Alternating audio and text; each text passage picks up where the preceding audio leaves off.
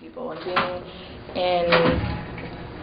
being in explosions and being in combat in general is just, it's very traumatic, and that's very hard. What type of medical attention was given to you?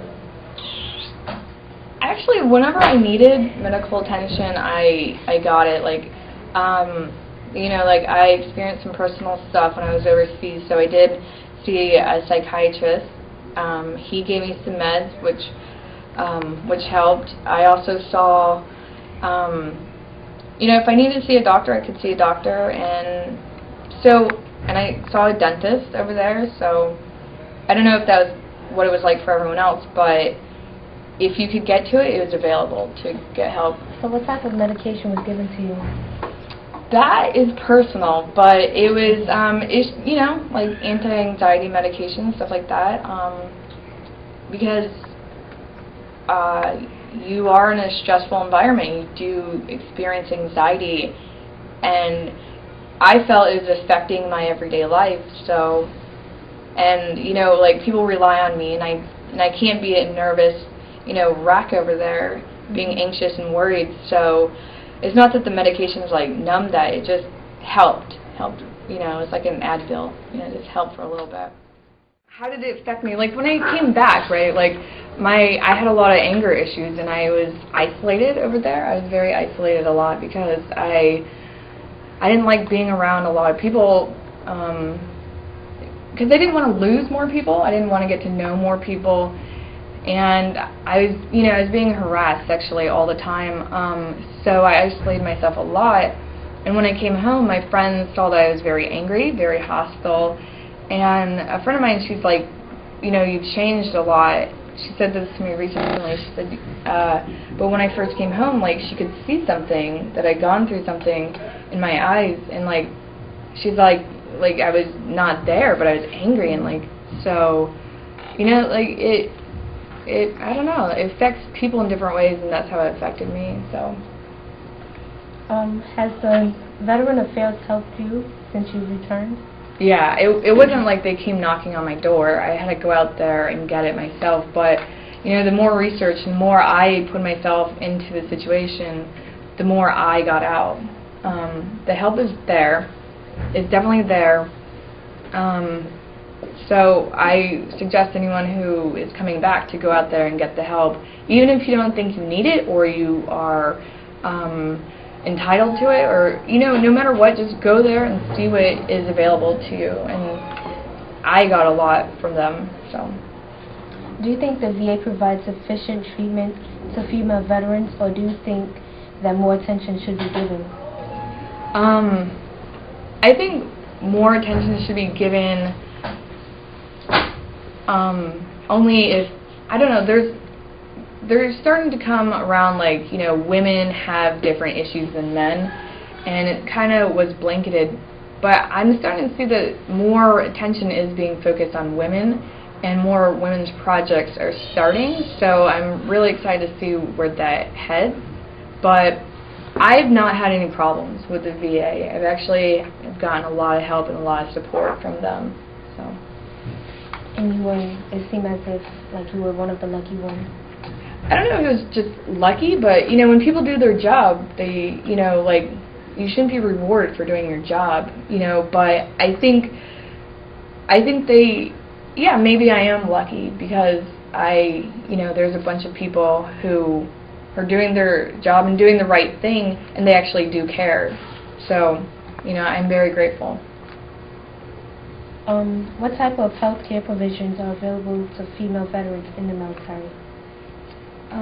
Well, it's the same as male. That, I mean, we have our doctors, we have our checkups, we have, I don't know, like, I guess it's the same, but we have different issues, and all of that's provided for us. Do you experience any mental traumas such as nightmares or flashbacks? If so, could you provide one or two examples? Sure, yeah, yes to both of those. I actually, it was weird, the other day I was walking down the street, and the weather was very similar to what it was like when I was leaving Afghanistan, and And I was a little bit tired, and I was a little stressed out, and like, so those might have been triggers, but like, for a second, I was in Afghanistan. Like, my body was boots on ground, like sand around me, everything was Afghanistan. Then like, I flashed back out of it, and I was just walking down the streets of Brooklyn. It was the most bizarre thing ever. It was so real. Yeah, I do have really bad nightmares. A lot of it is military related.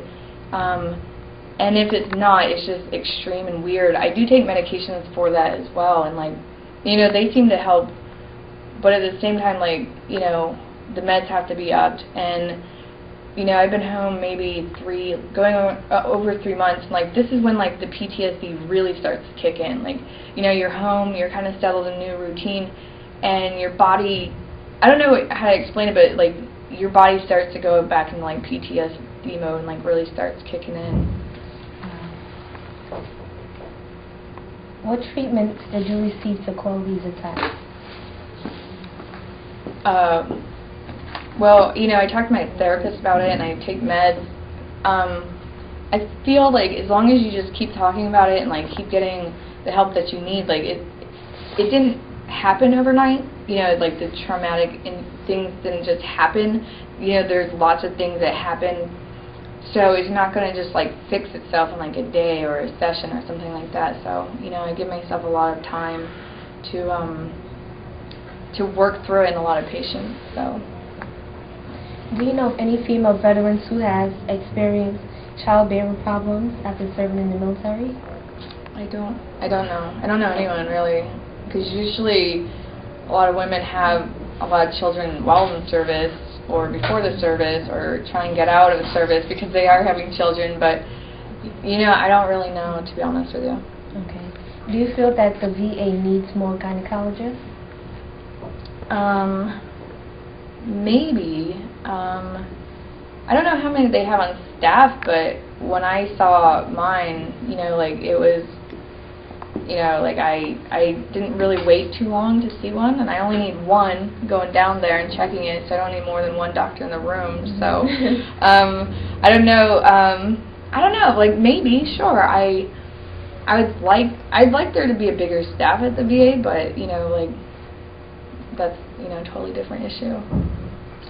Though the ratio of males to females differ greatly, do you feel that there should be more attention focused on females, or should the spotlight be turned on males, considering that they are the majority? I don't think the spotlight needs to be turned on the males or the females.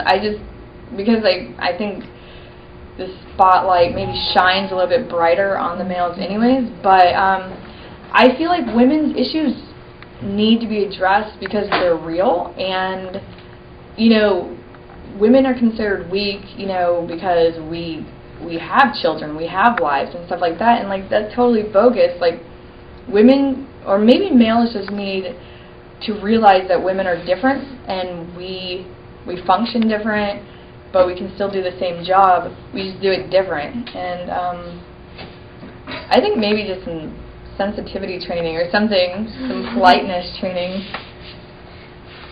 Would you relive your military experience, or would you choose another occupation? Would I remember if I would you relive it? I know, but if I did relive it, would I remember that I had already lived it? Because I wouldn't do it again. I mean, because I've already. But yes, I would do it over again. I would. It's catapulted me into. I don't know where I would have been without it. Like, it was something I needed. It provided a home and food and shelter, and you know, it brought me up in a way. Like, I grew up in the Army, and you know, I think I came out okay. You know, like, every family has its own dysfunction, so you know, I can't say that you know, it was a perfect family environment, but I did learn a lot, and I did get a lot out of it. What are some of the positive and negative effects of being in the military? Wow. Positive, you know, I'm assertive. I've just had a lot of like real world experiences. I've had a lot of trust.